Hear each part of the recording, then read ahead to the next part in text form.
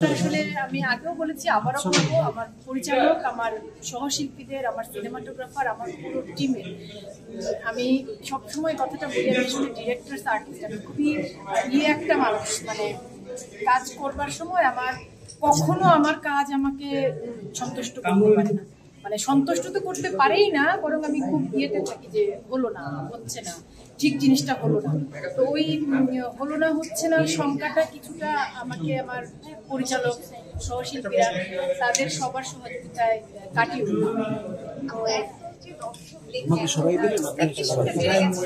এবং সেই সাথে হাততালি যে এক্সপেকটেশন বেড়েছে বলতে আমি আসলে চাই যে সিনেমাটা তো দর্শকদের জন্যই বানানো, মানুষের কাছে পৌঁছায়। আর যেটা বলতে চাই যে পরিচালক আসলে একটা অংশের মানুষের কথা বলতে চেয়েছেন, যে মানুষদের কথা বলতে চেয়েছেন, ওই মানুষদের কথাটা যদি সিনেমার মধ্য দিয়ে সবার কাছে, সাধারণ দর্শকের কাছে, সবার কাছে পৌঁছাবে, তাহলেই আমাদের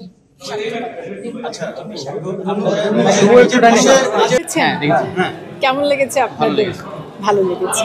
আমিও প্রথম দেখলাম আজকে, ভালো লেগেছে। আমার ভালো লেগেছে বলতে আমি শুরুতেই বলছিলাম যে আমাদের আসলে এরকম জীবনধর্মী গল্প নির্মাণের ক্ষেত্রে খুব